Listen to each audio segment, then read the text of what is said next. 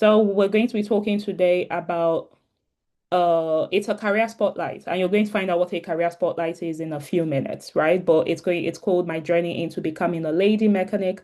We're going to have a few opening remarks about JuCE. I'm Ada KK and I'm the founder of JuCE Africa. So what's the purpose of JuCE, right? The purpose of JuCE is to support young people, secondary school students, to answer the question, what do you want to be when you grow up? Because many times as a student, you're not sure what you want to do, or even if you're sure what you want to do, you don't necessarily know how you want to get there, right? For example, so there's usually not a lot of support to answer this question. There's usually not a lot of guidance. Maybe you ask your parents and they're like, ah, you must study medicine. And you know in your mind that you don't even want to study medicine, or maybe your teachers at school think you're super smart, so you should do sciences. Meanwhile, you want to be a comedian or something. Or or your teachers at school don't think you're smart enough to study, or smart enough in quotes, to study science. They're like, no, you cannot go to science class, but you really want to be a doctor, right? So what JuCE Africa does is to help you explore what are the careers you can do, what are the careers that are important, not just for today, but for the future, right? When technology keeps developing, when AI, artificial intelligence, that's what AI is, as it keeps developing, things will keep changing. And as things keep changing, that means that some jobs are going to go away and some jobs are going to come.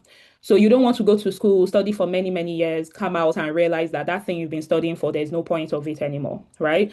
So the idea of JuCE Africa is to make sure you're looking at what you want to do in future from a clear eyes. You see what you want to do, you understand what you want to do, and then you know how to get there. Yeah. So that's the purpose. And why is there this thing? Like I've said, many people don't even know what they want to do. They don't even know what careers exist. I was talking to somebody in a secondary school, a student, and I asked her, what do you want to be when you grow up? And she said, a lawyer. I said, why do you want to be a lawyer? And she said, I like to talk. And I said, oh, interesting. But why don't you want to then become a journalist? Because journalists talk. And she was looking at me. She's like, I don't know. And then I said, okay, then why don't you want to become a content creator? Because what they do is to set their camera and to talk. And she said, I don't know. So I said, then why do you want to be a lawyer? She's like, yeah, because I just think that if you're a lawyer, if you talk a lot, then you should be a lawyer. So many times people don't even really know, what it takes to be in a career. Sometimes I'm a lawyer. And I tell you, the kind of law I'm practicing now, I don't really talk that much, so it's not necessary that you become a lawyer, you have to talk a lot. And then career mentorship. When you decide what you want to do, how do you get there? We support you, we introduce you to, for example, you say, I want to become a musician, I want to know if I can be successful in that career, or my parents say I cannot study music. We connect you to the right mentorship to support you to make those decisions. Okay.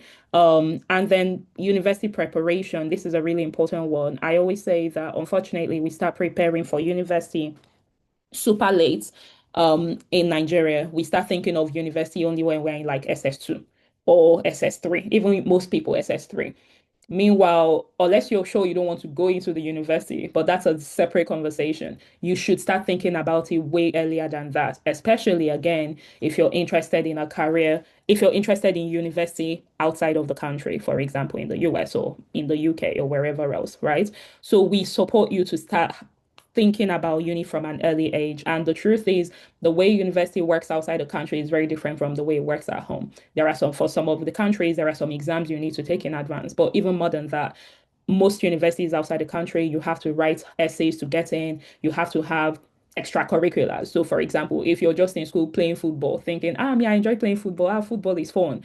There are literally universities that give scholarships. They call them sports scholarships to study while playing football. So we open up your eyes to all these opportunities that are available, right? And we support you to get there. So we advise you, we guide you when you apply for or if you're applying for university, you're thinking of, oh, what university do I choose? What course do I choose? All of those types of questions, we advise you, right? And so how do we do this? We have these presentations that we do online, right? So that's why thank you for being here. That's why you're here. We also have JuCE internships, JuCE open days, boot camps, right? And our boot camps are even specific to training you for skills that are important for the future, right? So don't just go to school, come out in your CV. you cannot do anything other than, oh, I passed my exams. We train you for skills which are necessary for the future, skills you must always use, right? So I think in 2 weeks or 3 weeks, I might be mistaken it, but I think in a few weeks we're training you on Excel. There is almost no job you do these days you don't need Excel. In fact, the world is even moving on from Excel, but Excel is still one of the most important tools when you in fact even before you get into a job, just in university you should start learning Excel even today because it's one of the fundamentals. So we're going to be taking you on a training on Excel, just the basics of Excel, how to do simple calculations, how to separate your cells. Even personally, in my personal life, when I get my salary and I'm trying to decide, okay, how much do I spend on rent, on food, on this and that, I use Excel because it makes it easy for me. So if you're someone who likes to plan, maybe you're planning the money that your parents, the pocket money your parents give you, maybe you want to buy something at the end of the year, maybe a new PS5 or something, I don't know. But if you're planning that, then it's nice. It helps to, again, know how to use Excel, know how to calculate, know how to say, okay, this is how much I have, this is how much is outstanding. So we train on some of these skills. We have mentor-mentee one-on-ones. That means if you hear anything in JuCE that makes you feel like, oh, I want to know more about this, or I want to study chemistry, but I'm not sure how to go about it. I want to study interior design or any career. I don't know how to go. I want to apply for universities in the US, but I don't know even where to start. We have mentor-mentee one-on-ones, which means that it's not these. So this is a general call, right? I believe there are about 14 people in the school now. Um, During the mentor-mentee one-on-ones, it's just going to be you and one other mentor. So either someone from JuCE or a mentor we've connected you with. At most, there'll be three people, and that's because there will be one other person, right? That's somebody maybe from JuCE or somebody else from, for example, you want to be a pilot. We will find you a pilot, right? That you can speak to. So that's a mentor-mentee one-on-one. So if you're interested in that, you can indicate it in the chat, or I think most people joining us already have the JuCE phone number. You can also indicate it in the group that you would like a mentorship session. And then we then have university preparation programs. I believe we're going to be having one coming up in a few weeks again. So that's the need for JuCE. So how do you come in? Um, First of all, this session happens every 2 weeks. So if you're here today, thank you very much. It's really nice to meet everybody. And thank you to everybody who's been mentioning who they are in the chat. I think Michael says that he's from Coast City International College, Enugu. And the VP told him about the program. Uchenna is from Coast City as well. And the VP also told Uche, I don't know if you're okay. Uche Chimamanda Mary, your girl, also told by her VP, Ajayi Abiodun Rachel. I don't know where you're from, but it's also nice to meet you. So thank you for joining. This session happens every Saturday. Oh, sorry, every 2 Saturdays. So that means this next Saturday there will be no session. The upper Saturday there will be a session. So it's always the same link. You click on the link, you enter the passcode, you enter, right? You become a member, you can become a member or a mentor, but that's for the older people on this call. So sometimes parents join this call. So we always advocate for your parents to join this call. And I say this for two reasons. There's nothing we advise you and tell you that if we advise you, you'll end up saying, oh, thank you. I think I want to become an engineer. And your parents say, like, you're studying law. There's nothing you can do about that. So we always advocate for parents to join this call so that they can also get an understanding of why it's important for you to, explore, do what you're passionate about, but also do it under the right guidance. Okay. So advocate if your parents are around when you're on the call, you can go next to them so that they can listen. But even if you're not on the call, you can get your parents. Even if you're not on the call, like for example, Sahal's mom that is here. Sahal is in secondary school right now. He's in boarding house, but his mom is here listening in. When she went on visiting day, she got Sahal to send me a voice note, right? So it's important that your parents join to support you. You can tell others about JuCE, and what this means is Uche and Michael, you guys have been told about JuCE by your VP. You can tell other students about JuCE if you like what you're hearing, if you enjoy the sessions. So attend a few sessions, see if you're getting value for it, and then also tell others about JuCE. Last but not the least, please connect with us on our socials.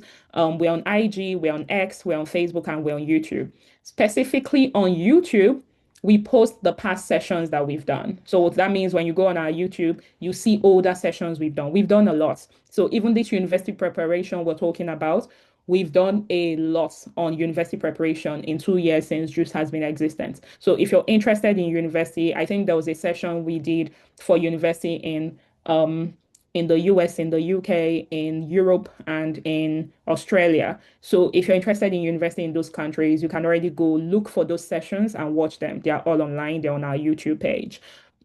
We've done a lot as well on other careers. I think we've had a lawyer, we've had a maritime lawyer, we've had a pilot, we've had a content creator, we've had someone who is an animation specialist, someone who does animations. So if you're interested in any of that, you can find all of that on our YouTube. So please go on our YouTube.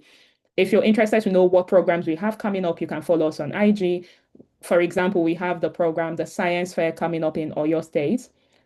If you're interested in those types of things, knowing the programs we're having in your state, then you can join us. I believe the boot camp in Enugu is coming up in August, and there's a boot camp coming up in August in for Lagos as well. So you can join us. So that follow us on IG because those boot camps we don't take everybody. There's an application process, and when we close the application, unfortunately, we had people last year calling us during the boot camp. Please, can I still come? Can I still apply?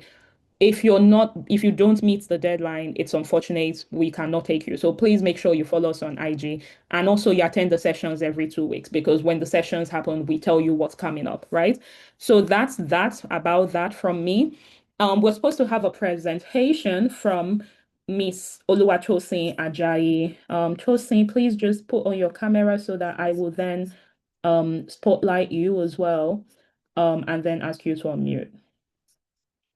We're supposed to have a presentation from her, but unfortunately, not unfortunately, fortunately, we're going to make it a like for everybody, we're going to make it a question and answer session, right? So already, if you have questions, please start putting your questions in the chat. If you have if there's something she says that you're like, I don't know if I understand this or any of that, put your questions in the chat, right?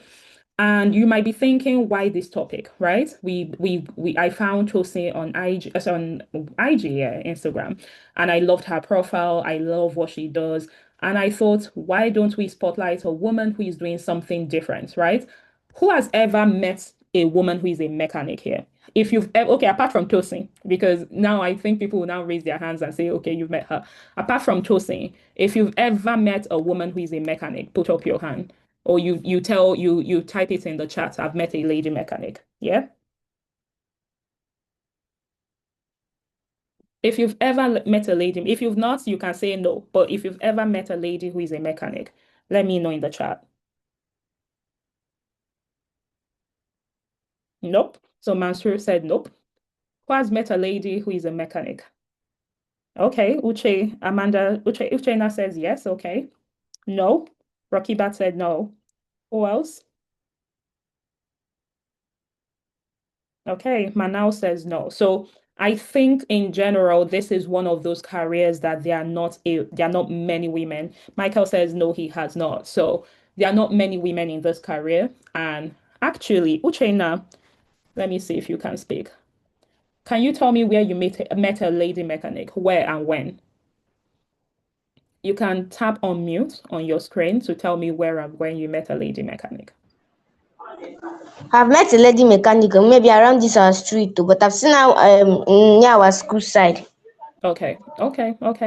That's nice to know. Okay, so I think you're the only one out of I think there are about 12 students here, or probably a bit more than that, but you're the only one who has met a lady mechanic. So that shows that this is one of those careers which there are not many women in it. And I think it's important for girls, young girls, to see, first of all, that it's not always one career path. There are many opportunities, there are many careers you can pursue. That's number one. Number two, it's also very important. One of why this topic is very important to me, right, is there's something we say at JuCE all the time. We use the word career of the future, right?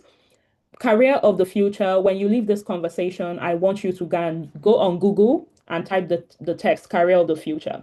Career of the future is the fact that the world is always advancing, okay? A few years ago, if you studied medicine, you were considered to be, oh, you're going to be one of the most successful people ever. We know, as we know it today, that in the world, content creators, people who own YouTube channels are out earning many doctors. On one content creation deal, you can make about 500,000 euro. That's without that's more than the salary of three doctors combined in some places. Okay. So what that tells you is that there are some careers which never even existed before, but now they exist.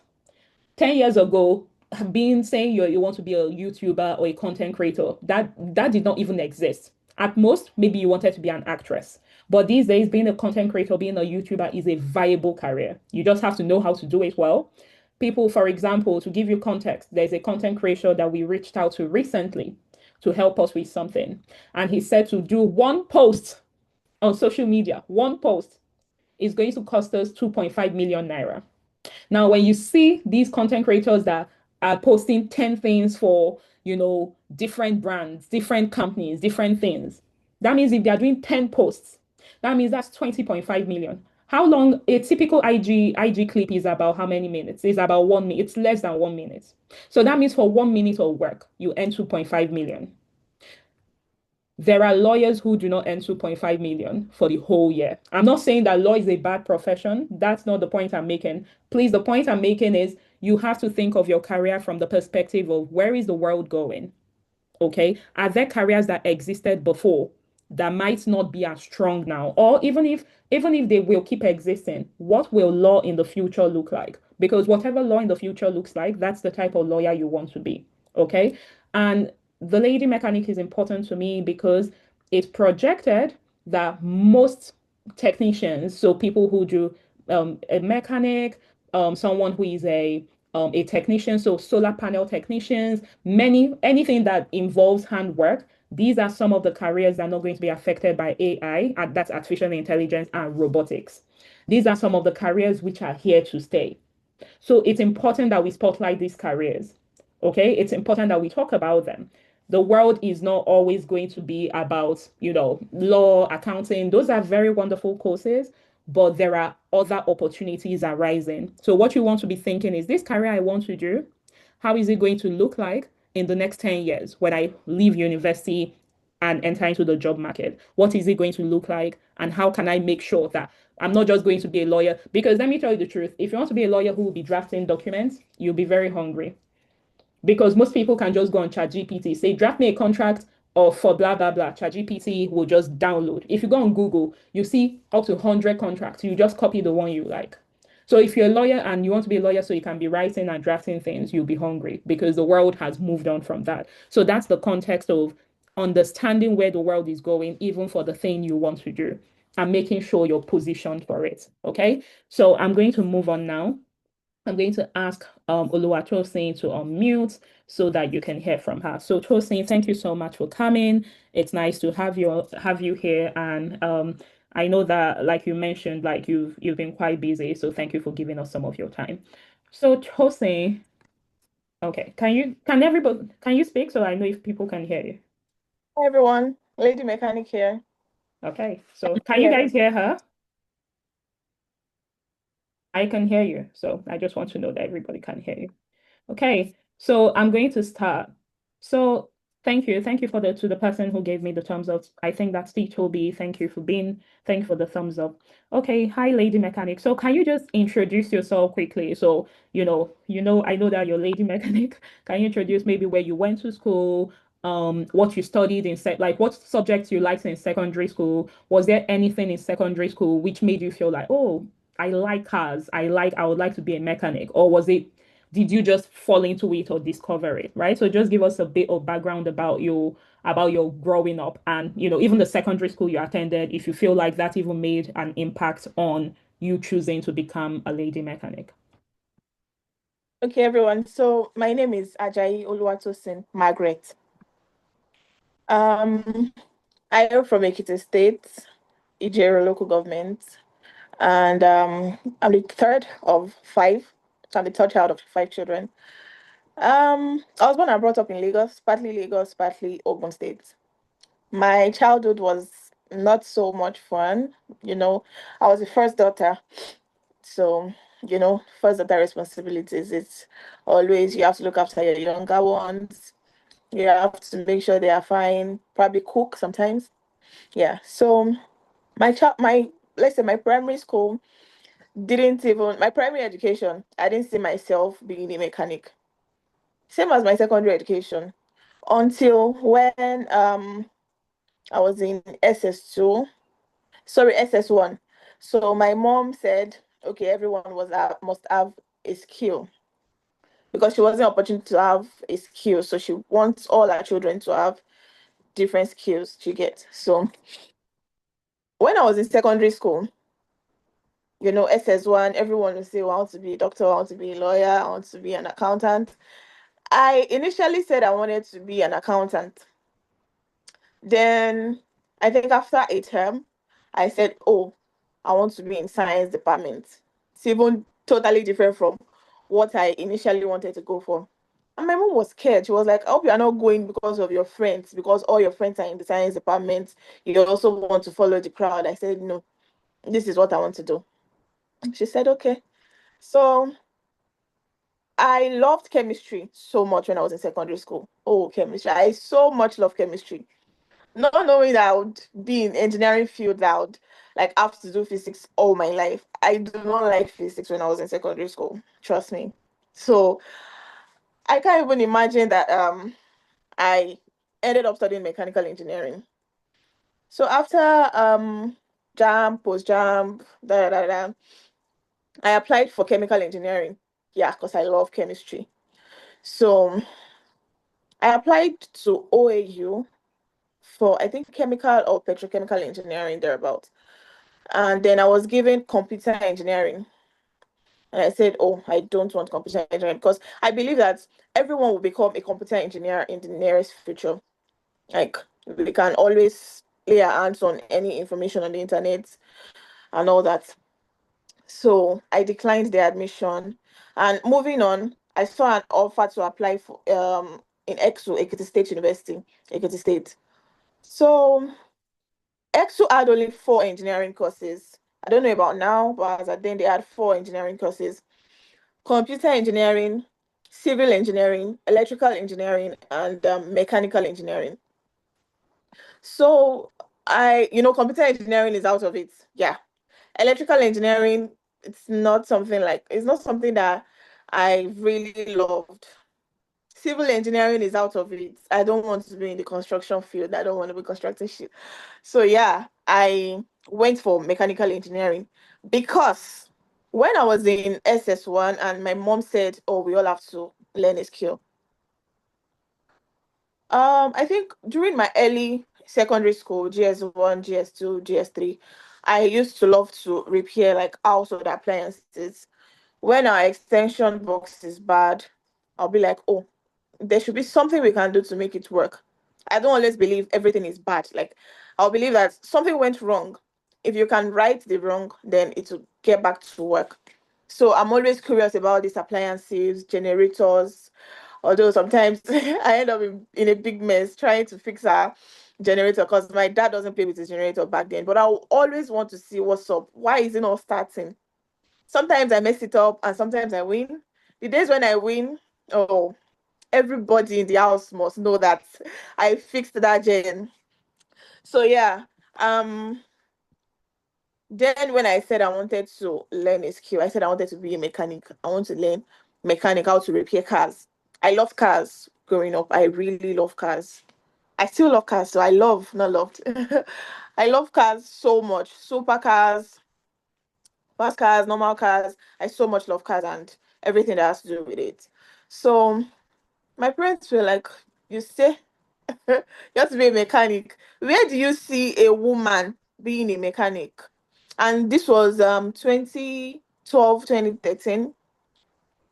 So they were like, go and think about something else. I know you're just doing your normal jokes. I said, no, I want to be a mechanic. My mom took me to an hairdressing salon to learn hairdressing. I'm not saying hairdressing is a bad skill, but I wasn't just interested in it. I mean, we'll have many people that are hairstylists and they are doing very well for themselves. So I'm not saying hairdressing is a bad thing, but I believe that whatever you don't have passion for, you can hardly make something out of it, because passion is I feel like passion is the key to everything that you're doing in life. Like everything. Even if you are just selling pure water, if you have passion for the job, like you don't want anybody to go thirsty, you want them to always have water to drink, even though they are going to pay for it. I believe that you will be different from people that are just doing it for survival. That's my own perspective about choosing a career. So if you are choosing a career, I believe that you should look at yourself. If possible, look at yourself in a mirror. What do I like? What do I have passion for? I think my passion is towards humanity. There are courses that follow. I think my passion is towards construction. I just love to construct things. I love to bring out something out of nothing. Then that would shed the light and give you an heads up on what career to choose. You don't just choose a career because people are doing it, or like Ada said, someone said because I love to talk, or I want to be a lawyer. No, I don't believe it works that way. So you need to know what you have passion for. It might not firstly seem to you like a job. Your passion might not come as a job to you in the first place, but when you work on it, you then see where you're going to. So I believe passion is the first thing you should have for anything you're gonna be doing. So I had passion for repairs and I love cars. So I brought them together. Repairs and cars. Then I said I wanted to be a mechanic. It was tough. Like Ada said previously, that if you want to be a doctor and your parents said, oh, you must be a mechanic, there's nothing you can do about it. Yeah, so I had a fight with my parents. I'm not asking you to fight your parents right now. It might not end well for you, but I had to communicate my passion in a way that they would understand. There's a way you can communicate these things to your parents, probably by doing these things. Let them see that you love these things. Let them see that okay, you can do well if you go in that line. So Okay. my boss at the hairdressing salon, she had to tell me, oh, when you're coming tomorrow, tell your mommy to come. She was tired because she thought I was showing no interest in everything they were doing. I'll just sit and watch. Sometimes I'll sleep. So I left there, and then finally I was registered at a mechanic workshop, a roadside mechanic workshop, and that was when I was in SS2. So I started learning. I was so happy. You know, my classmates will close from school. They will see me at the mechanic workshop. They'll be like, ah, mechanic. I will laugh with them because I'm happy. I'm happy doing what I'm doing. I don't know why you're laughing, but I'm happy that you're laughing. I'm happy that you're seeing me here. This is what I want to do. So I started learning from them. And then university, one way or the other, I studied mechanical engineering. So Josie, let me just interrupt you for a little because you're saying like some very important things, and I really want to emphasize it. And then I think there are even some of the questions that I was going to ask that you've answered, but I would also like you to, speak on a few other things. But like, first of all, something you've just said now, your friends are laughing at you. And then for yeah. you, you knew what you wanted. That was why, as they were laughing, you did not care. Mhm. There's a topic we've had before about peer pressure when it comes to picking what you want to do. There are some people that, oh, I want to do XYZ thing, but my all my friends are doing this. So now I'm not going to do what I want. I'm going to go this other way. You're wasting your time. It's just what is real, right? Um, I have a friend, there was a time I think when I was doing NYSC as well, when I was doing NYC, I think the skill everybody, we just come out of school, we were young girls. The skill everybody wanted to learn that time was how to do makeup. I know that I did not have one single interest in makeup. If you tell me now to draw my eyebrow, in fact, I cannot even draw on paper. You're not telling me to draw my face. I cannot draw shishi. I cannot draw anything. So I just knew that, let me not go and waste my time.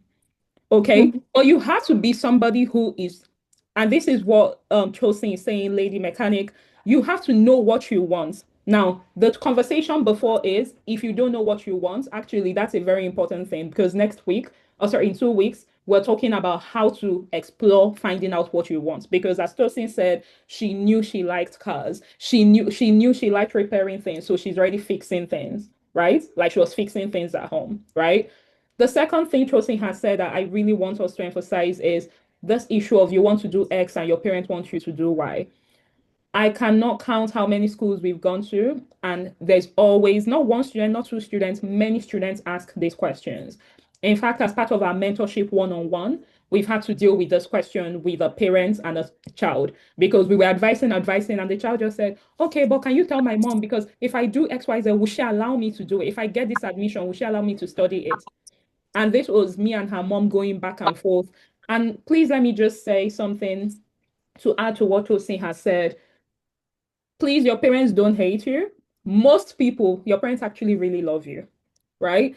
The reason why they're saying do this other thing is because they want the best for you. In their mind, right? That's why Tosin's mom said, where have you seen a woman that is a mechanic? Because in her mind, she's like, I don't want you to be in a place where you'll be suffering. It's not what we're used to. So please know that your parents are not saying, oh, do this other thing because they don't understand. You right? We had a call with a student recently. We told him, do you believe your mom loves you? He's like, I don't know, maybe sometimes. And we laughed, but we say your parents love you. And love does not always look like, oh, mommy, I want take. Daddy, I want take. Love is not always take. Love is also no, So when they say no, please know that it's not because they hate you. What they're trying to do is your parents see the world a certain way. They think if you become X, if you become Y, if you become a doctor, become this, you're going to be successful. And let me just break it down to what it's successful for your parent means you're financially secure. It means that when you finish university, you're not going to be in their house asking them for transport money to go to. It's just Chelsea, am I right? I mean, that's fine. That's what it is. Your parents want to know that you'll be happy, you'll be financially secure.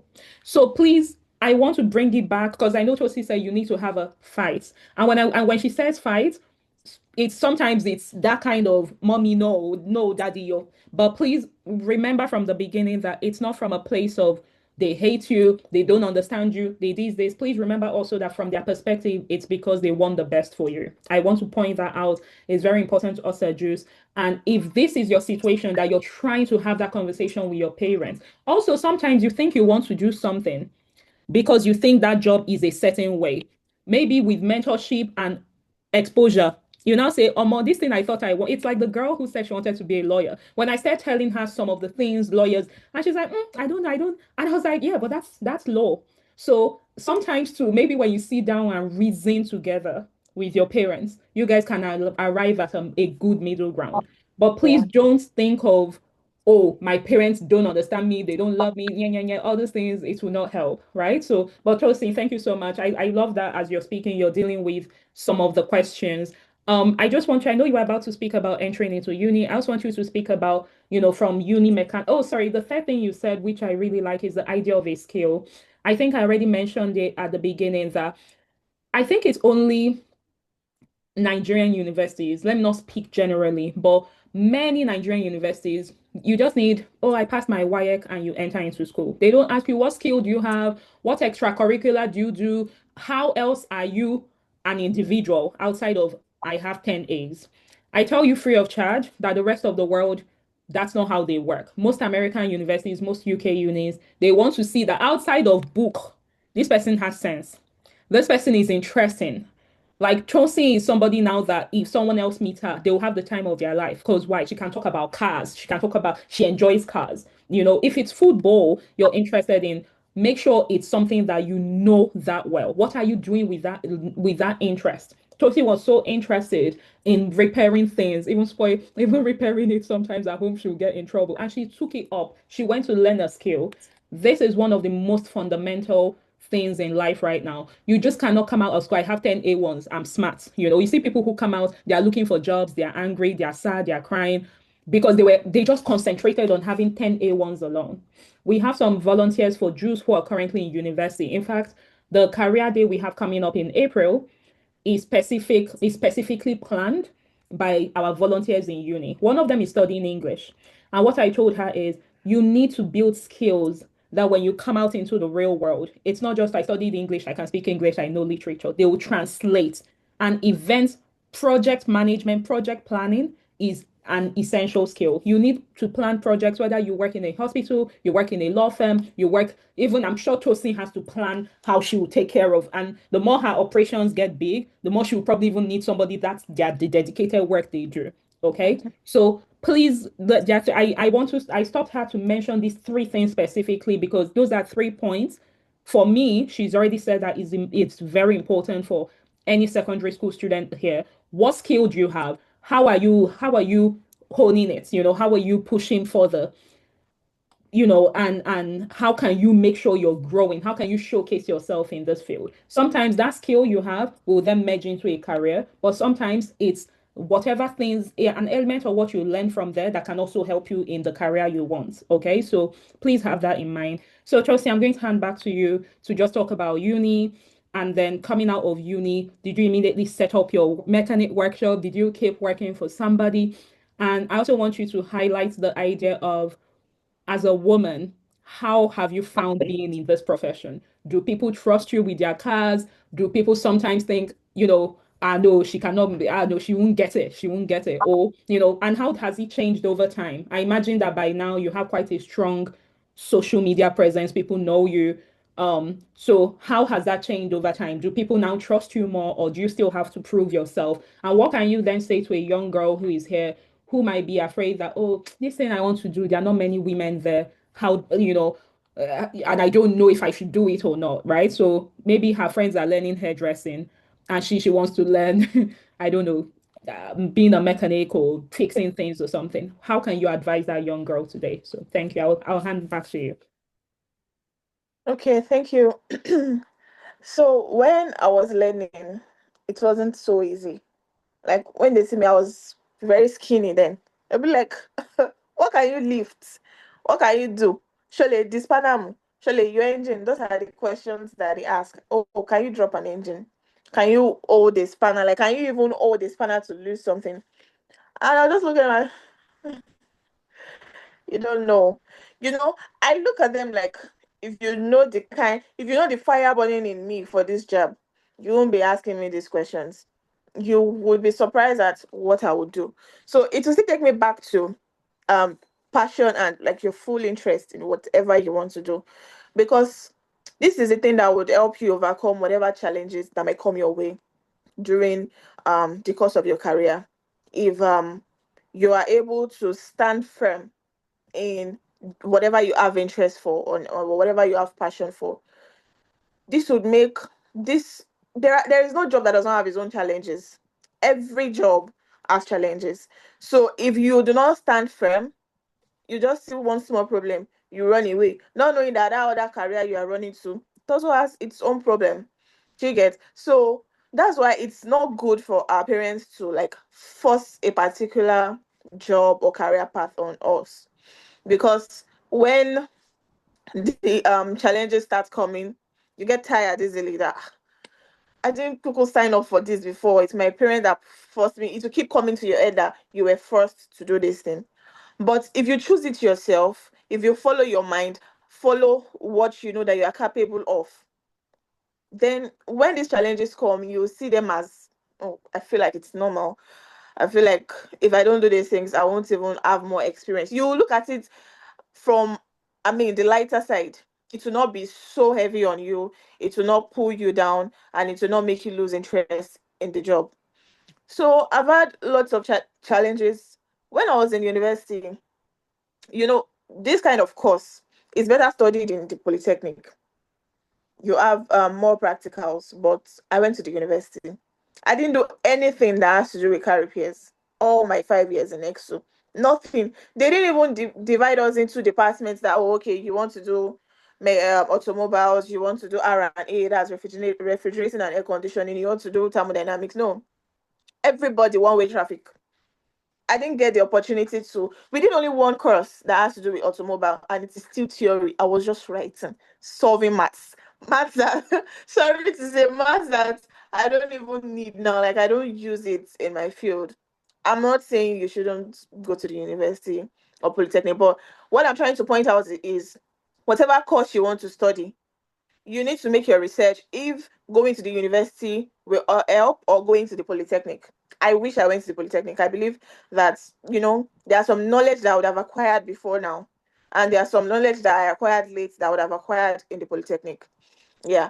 So university, when I got to the university, I registered myself in another automobile workshop to like level up my skills.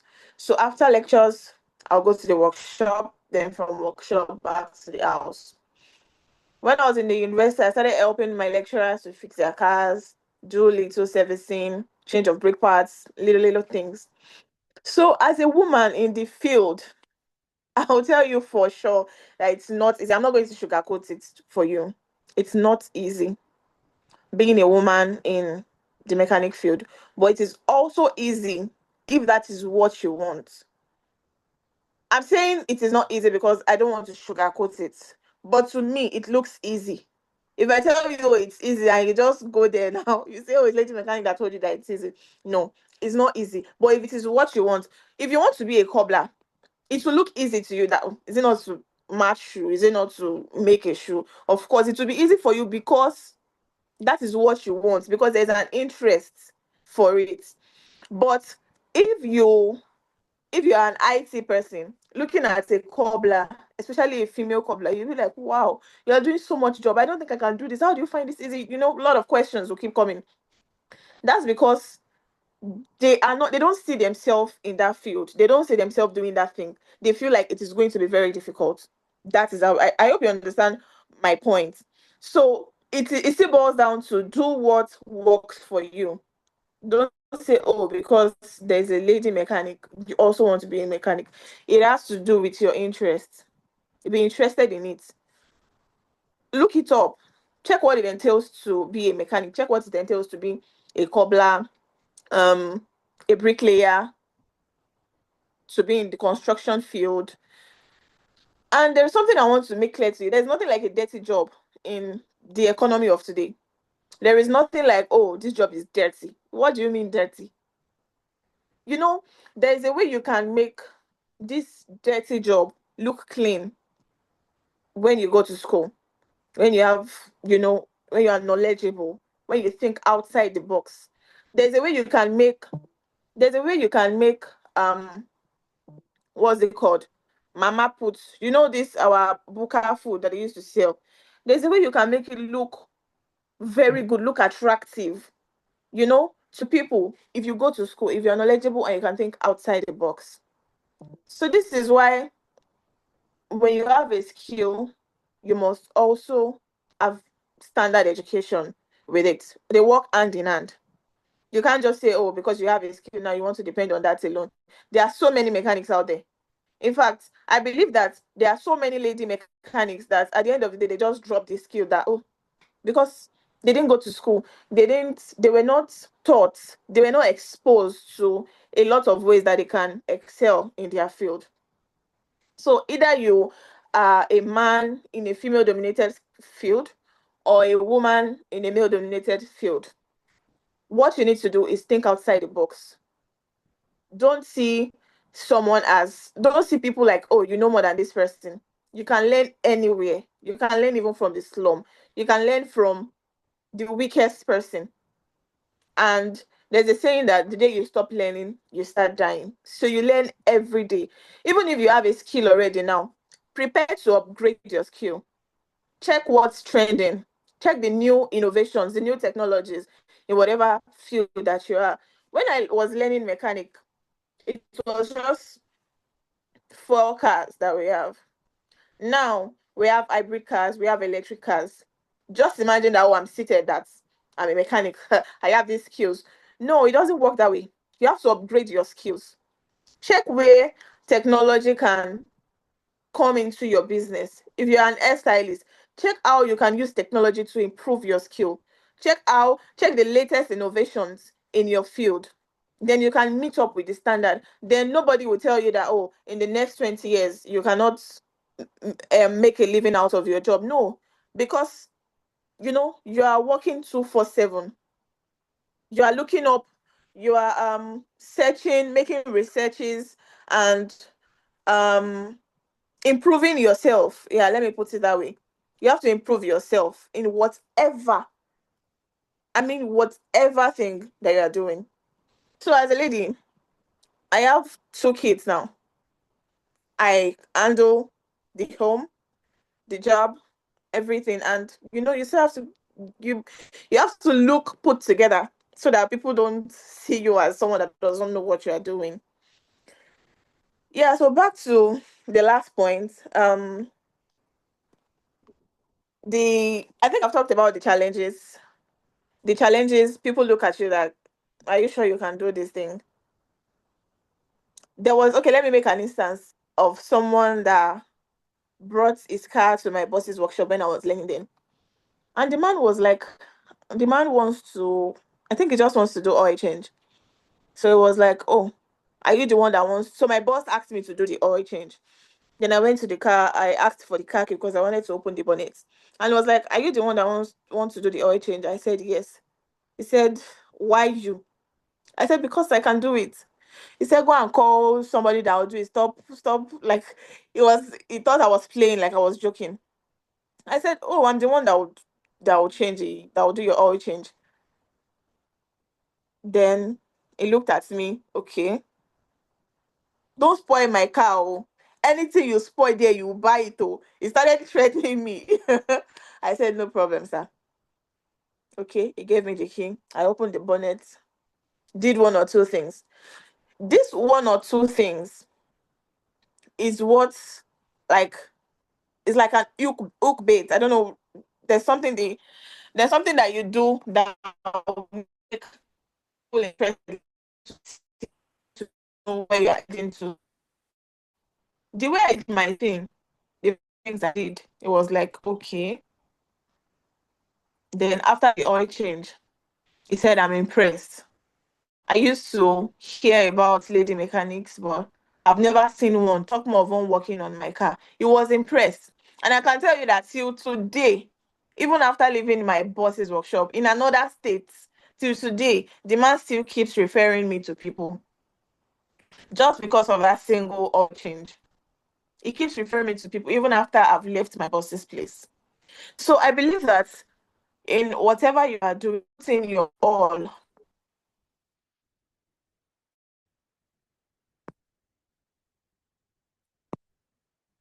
Sorry about that. So in whatever you are doing, put in your all. Can you still hear me? I can hear you, but I cannot see you. Okay, I think I can see you now. I can hear you. I cannot, I sorry, I can, okay, yeah. Please continue. So sorry for that. In whatever you are doing, put in your all. Like go all out. Do it with your whole body. Do it with all your strength. Do it with all your wisdom, all the knowledge that you've got about that thing. Then it will make sense. It definitely will make sense. Okay. Thank you. Thank you so much, Tosin. I think I have one more question you've already touched on, but the question before is this question. Actually, we also have a question from a student in the chat, but I'm not going to we're going to come to that in a few minutes. One question, this career, I know you've spoken about how with education, you can make even a so-called dirty job to be refined, to look cooler, to look classier, you know. I have to say that another thing I find so interesting about you is how you've branded and marketed yourself. I was telling a friend of mine that like when I saw your profile on IG, like I was like, this is a fine babe that is doing this job. Like, you know, and that for me breaks a stereotype as to, as you said, usually when we think of mechanics, we think, oh, it's a death. No, and I put this in quotes because obviously that's not what I think now. But growing up, that's what we think, you know? So I have to, the next question I have is today, is this career financially secure and is it financially lucrative for you? Okay.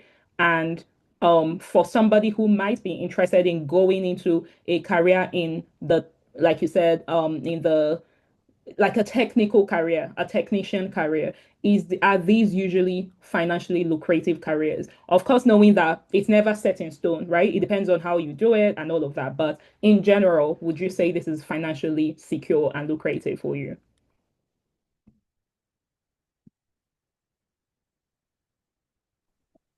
Yeah, being a mechanic is financially lucrative. Okay, let's not use the word mechanic now. Let's use a mechanical engineer. Yeah, clocky. Clock it, girl. Yeah, being a mechanical engineer is a very lucrative job. You know, mechanical engineering is um is a lot. Like we have different departments under mechanical engineering. So I'll talk about myself now. Being a mechanic is very, very, very, very, very lucrative. Yeah.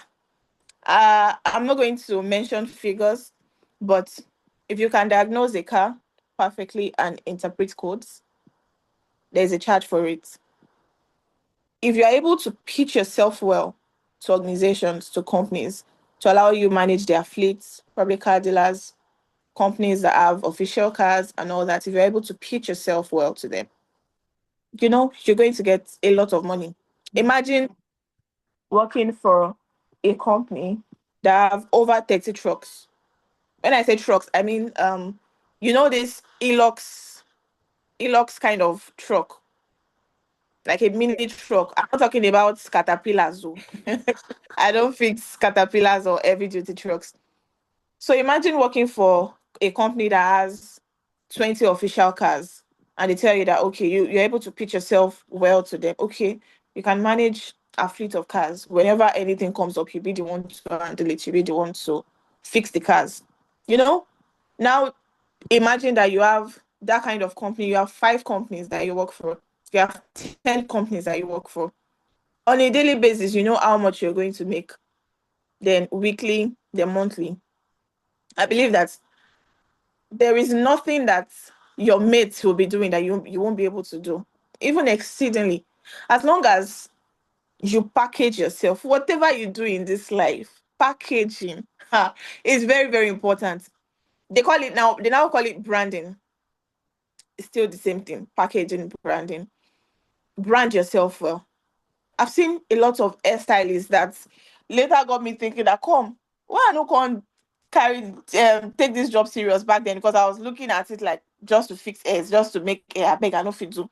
There are lots of hairstylists now that they're doing so well. Lots of tailors, fashion designers that are doing so well because of branding that we call packaging. Package yourself, oh. In whatever you are doing, package yourself. Be presentable and know what you are doing. Like, Thank know what you're doing so that no matter the angle that they want to enter from, you are very, very vast in your field. You always have answers, and not just rubbish answers, like efficient answers to any question that they want to ask you. Then they will say, oh, this person knows what he or she is doing. Do you get? So if you're able to package yourself well, pitch yourself to organizations, even individuals, not only organizations, individuals, people will ask you, can you do this thing? There are people that know what is wrong with their car, but they just want to hear from you. And you'll be like, oh, from my experience, this kind of cars I've worked on, this can be the fault, this can be the fault. With the way you talk with confidence, that's you've won their hearts, firstly. But when they ask you questions and you are saying, maybe, there are words that you don't use when you're trying to convince a client. Words like, oh, maybe, or I think, or things that point to uncertainty, avoid them. Even though this thing you are saying, because you can't be correct every time. Even though you are not so sure, there's a way you make the person think that you are so sure of what you're saying. She gets it's still packaging. It's still packaging. You get, yeah. So thank you. being a mechanic is a very lucrative job. I'm not saying everybody should be a mechanic. Don't come and collect my customers. Even if there are plenty cars in Lagos and people are still buying cars. People are buying cars. As a mechanic, I sell cars, I sell car parts, I source for car parts for people. There are different angles that you can be seeing small money being a mechanic. Oh, someone wants to buy a car. I want you to come and inspect for me. I want to see if it's a good buy. You get your pay. Under 20-30 minutes, you are done. Aside from the normal jobs that will still come in. Do you get? So yeah, being a mechanic is a lucrative job. Thank you. Thank you. I have one more question, but you've already touched on it a bit. Okay. But I'm going to ask before we go to the questions in the chat. But thank you so much for your time already. Um, we've spoken about, or I've mentioned it at the beginning, careers of the future, right? The idea of, for example, that there are robots, In fact, in most car companies, it's not humans assembling the parts. Long ago, it used to be humans that would assemble many parts. Now we have robots assembling car parts and all of that. Before, when I was younger, the idea of a car that you don't have to put fuel in it was not heard of. Now we have electric cars. So what that means is things keep developing, things keep changing. Where is the place of a mechanic in future or a mechanical engineer? But I'm saying the word specific mechanic now because that's the actual thing. And I want you to just speak on this specifically, but also advise the kids in general when thinking of your career, how to think of how the future will affect the career so that they can, look beyond, okay, because I'm pretty sure what you're doing today, you've put some advancements and you've polished it more than the initial person you started learning with, right? Because of the education, because of the exposure, all of that. So just please speak on the idea of technology improving things. As technology is improving things for some people, it can also be taking some people out, right? So just speak about how to make sure you're not the person that AI, technology, robots, all of that are replacing. Thank you. So let me just hit the what's on the nail. The nail on the head. Um, robotics or AI cannot take your job from you as a mechanic. No. Even in assembly plants, there are still humans there. Mhm. Even in assembly plants. Even this robot is human that is telling them that do this, do that. And not humans that are in the IT department, but as a mechanic, you'll be the one to tell the robot what to do. Mhm. Okay, let me say 20 years ago, there was no diagnosing tool. Now we have diagnosing tools. People feel like when the diagnosing tools just came into the market, they feel like, oh, mechanics now, they won't blah, blah, blah, blah, blah. It's a lie. I have many clients that have diagnosing tools. Sometimes they just diagnose, they cannot interpret the codes. Sometimes when they interpret the codes, it's another language. For example, maybe you can call this thing a spade, and if you can call this thing a remote, and you can also call it a controller. So probably the word the machine used was controller. They don't know that it is still the same thing as remote. Do you get? They still need a mechanic to interpret these codes to them. Okay, after interpreting the code, then what do we do? There are sometimes a machine will even tell you that, oh, so thing is a fault. Whereas it is just something around that thing, not that particular thing said by the machine is the fault. I don't know if you are getting me. Mhm. So AI or robots cannot take your job from you as a mechanic. You still have to be in field.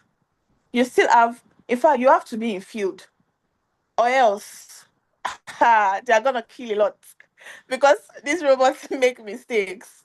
They can't do it like human being. I don't know if they can do other jobs like human being, but repairs, electrical repairs, mechanical repairs, they cannot do it like human beings. They would always need you. They will always need mechanics. I mean, they will always need mechanics, no matter the technology that they bring into the field, no matter the level of technology, no matter the level of artificial intelligence, they will always need mechanics on ground. There is this new innovation in I think in Canada and in the US that my friend was talking to me about, that they'll build robots but they will be the one to tell the robots everything. Like they will be the one to download their knowledge for the robots, probably in a software or an hardware. I don't know. I'm yet to like fill in everything. They still need this, my friend, that is a mechanic, to work. And they will always need, because the information you gave that robot yesterday is not the same information you will need to give the robot tomorrow. The robot also needs you to update whatever you've told it to do. Do you get? So no AI can take your job from you as a mechanic. No technology can take your job away from you as a mechanic. As long as you don't stop learning, you don't stop upgrading your skills, you don't stop improving in yourself. Trust me. Even if they leave electrical cars and they start doing cars that you just blow and they move, they still need you. They still need you. Thank you. Thank you so much, Tosin. I think the summary, the very important summary of what you said for anybody here, whether whether from the perspective, whether you study, whether you want to be a mechanic or anything else is, don't stop learning, don't stop improving yourself. As long as you're doing that, you're moving with the times, you're moving with the technology, you're moving in such a way that you're not replaceable by these systems. So if maybe there are people who used to assemble the parts before and now is the robot moving it from here to here, you be the mechanic who can instruct the robot. Okay. But for you to be that, that means you have to upgrade your skills. And just so you know, Inke, unfortunately, for every student here, you never stop learning. So you might stop formal education that you graduate from university, congratulations, but you never stop learning the rest of the days of your life. Okay, so that's something to know. The day you stop learning, that's the day you start dying. There's a quote like that. So thank you, Tosin. I'm going to start taking questions from the chat. Thank you to everybody who has been dropping their questions. I'm going to take Rocky Bat's question, and I think you'll be in the best place to advise her. Ma, I'm preparing to switch to Federal Government Technical College as my SS1 class to study computer hardware and GSM repairs and maintenance after my JSS3 from Command School with support of my parents. Is it okay? Sorry, is it good for me? Kindly advise. She wrote, because I have a passion for computer engineering, web design, AI, and others.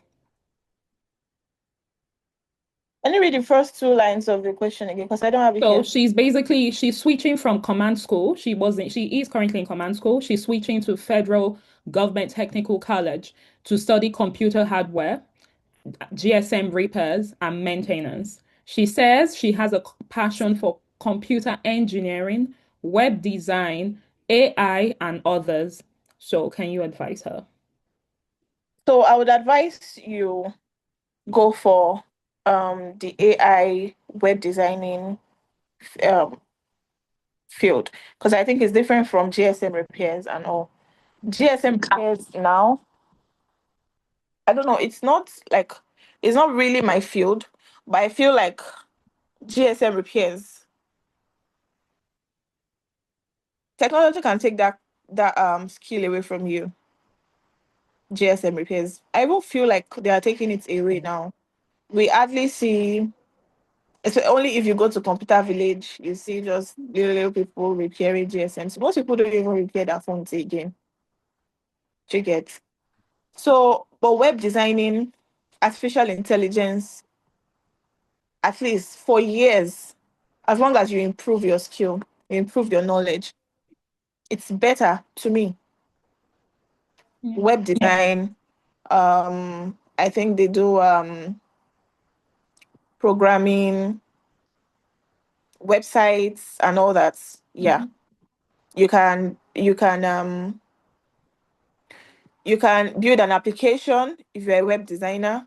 You can build an application. You can build applications that will change lives. You can even build an application that will work for that GSM repairs and computer engineering. Because as at 10 years ago, I didn't want to be a computer engineer because I feel like it will be taken away from people. So if you are considering computer engineering now, maybe there is these engineering courses are always there are always departments inside that faculty. So if you want to study computer engineering, if you want to do web designing, artificial intelligence, I think it is also under computer engineering. I don't really know much about that. I don't know how university distribute their courses now. But I would advise you go for web designing and artificial intelligence. Yeah. I'm just going to speak on that question a bit. Rocky, but I think there's a slight confusion in the switch to computer to a technical course because you're interested in computer engineering is not necessarily the same skills, right?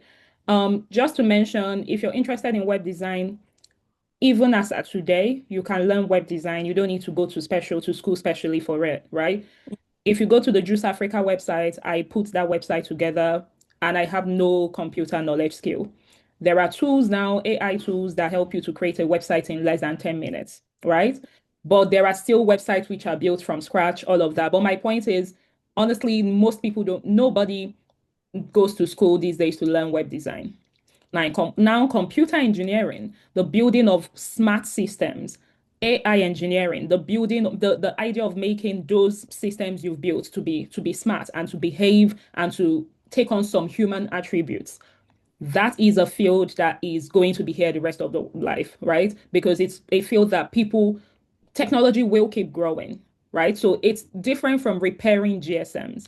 Like Oluwatosin mentioned, I truly believe that not as many people these days are fixing their phones.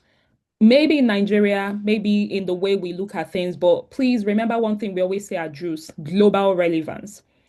If Tosin leaves Lagos today and she goes to Enugu, our mechanic's going to be relevant, yes. If Tosin leaves Enugu and she comes into the US, is a is a is a mechanic going to be relevant? Yes, there are mechanics in the US. I have a friend who moved to a new country, and while she was a student, she was doing a student job and she went to clean someone's house. And she came back and she was like, Ada, if you see this house. I was like, what do you mean? She's like, Ada, this house was huge. Like, and I was like, oh wow. She's like, and he's just a mechanic. And both of us started laughing. And I'm like, yeah, you're the one looking at it like that. You know, in some countries, you're paid for technical work by the hour. That means for every hour that person is spending on that your car or anything they're doing, they're paid by the hour. So we at home, we're looking at it as just a mechanic. In other countries, these are highly lucrative. So, Rokiba, please think of it from if I move from Nigeria to the US, if I move from the US to Ghana, if I move from Ghana to Kenya, if I move from Kenya to Australia, it doesn't mean that's what you will do. It means how relevant is this career going to remain? Because what that means is whether or not we keep fixing GSMs forever in Nigeria, if it's not a globally relevant career, that means that there is. So let me tell you, for example, if, for example, being a mechanic is globally relevant, that means that even if Tosi is in Nigeria, she'll be paid well for her skills because they know that if they annoy her, she can go somewhere else. If the skill you're doing is only specific for your village people or for one person or two people, you have less mobility. They call it career mobility. Okay. Rocky, but saying you're part of JuCE, so I'm not going to speak too much on this platform because we're over time, but contact me or Salome. You're aware of who, well, you know me, but you're also aware of who Salome is. So Salome is our admin. Please contact her to for us to book a mentorship, a one-on-one to discuss this further.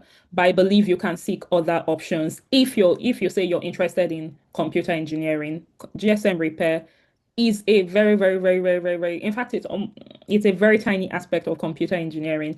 And if you want to do repairs, why don't you be part of the engineers who are building the new laptops, the new phones, the new this, the new that? Okay, so why don't you then take it into formal education so that then you'll be one of those who are building as opposed to just the repairs? But that's by the way. But thank you for your question. Somebody asked, is being a mechanical engineer different from being a mechanic? Chosen, if you would like to speak on that. Um, yeah, so someone says, okay, that's still rocky, but is it possible for somebody to do software engineering as a handwork before studying engineering in school? Software engineering is not a handwork. Now, software engineering is a skill you can start building even today because I have a friend here who works as a software engineer and he's a self-taught software engineer. And what that means is he taught himself. He went online, he looked for tools to learn how to program Python, C++. There are just type on Google, what are some software programming skills? He learns it, he taught himself. Of course, it took him longer. He spent over 6, 7 years, but now he's working as a software engineer. So it's one of those courses in the world that the world has decided that you might not always need formal education. However, it takes more time to do it yourself. There are things you might not know. Like Tosi said, if you don't go to the right institution, there are things you might not know when you're meant to know them, and that will delay you. Okay. So you can do software engineering and study engineering in school, and there's no need to do it before. Why don't you just then go into university and study the engineering and learn the software engineering there, right? Tosi, I'm going to hand back to you the question that said, is being a mechanical engineer different from being a mechanic? Being a mechanical engineer is not different from being a mechanic in the sense that you have to be a mechanical engineer before you can be a professional mechanic. But you can be a mechanic without being a mechanical engineer. Yeah. That is by learning roadsides or in an automobile workshop. I don't know if this person understands my breakdown, so let me break it down again. You can be a mechanic without going to school, without studying mechanical engineering in a proper institution. And that is by learning from an automobile workshop or from a roadside mechanic. But if you're a mechanical engineer, you can be a mechanic, you can work as an R&A technician, you can work as a thermodynamist. There are different classes under mechanical engineering. Yeah. Yeah.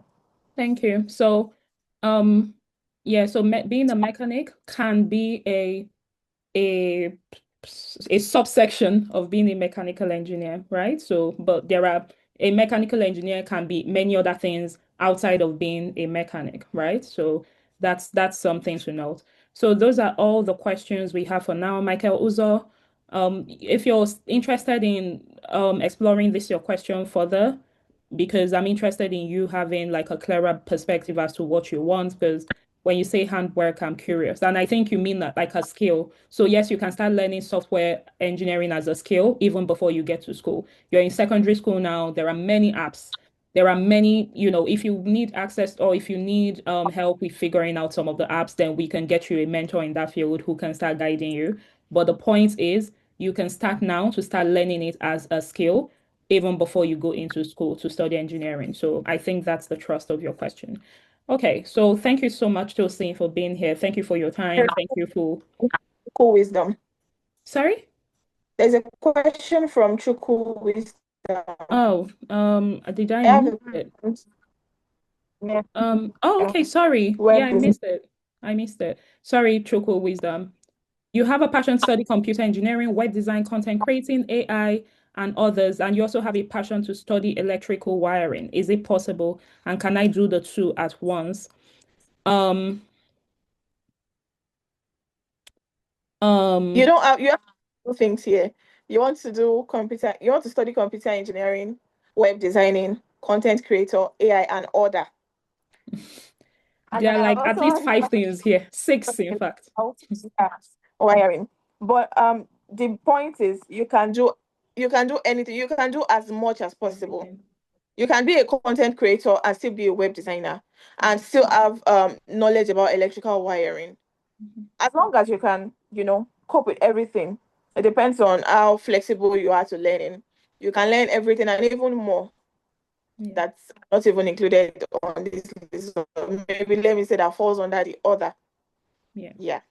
Just to mention, Then sorry. lastly, Sorry? okay. Yeah, no, I was going to say, just to mention, Tosin is a mechanic, but she's also a content creator because that was how I found her. She does a lot of content on cars and being a mechanic and being a lady mechanic, right? I think though, true wisdom, the only thing I'll say is having a passion, saying you have a passion for 4 or 5 different things is very interesting, right? So make sure that's what your real passion is, right? Now, as we always say in JuCE, it's okay to be a content creator who is a this, who is a that. Many things that we do these days, right? help the thing that is our passion. So let me give an example. I'm very passionate about the work I do at JuCE. That was why I started it.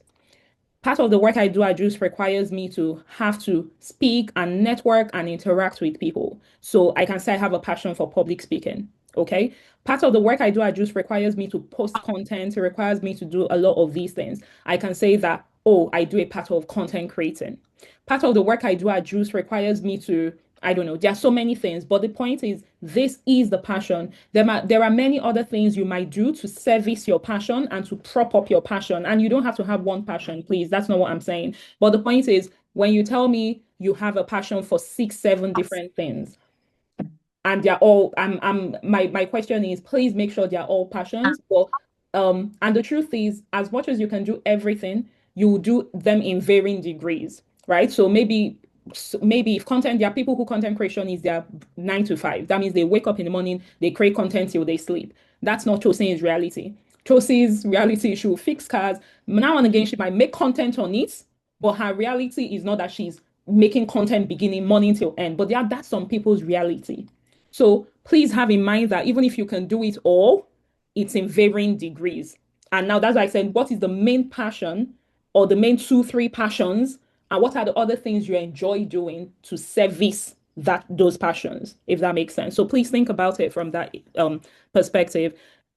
Can I get a mentor in programming? Kingsley, if you have our number, if you're on the group, then please contact us so that we can have this conversation. If you're not already on the group, then I'm just going to drop our JuCE number here. And also said, but you have to be a programmer in order to give the robots or AI instructions.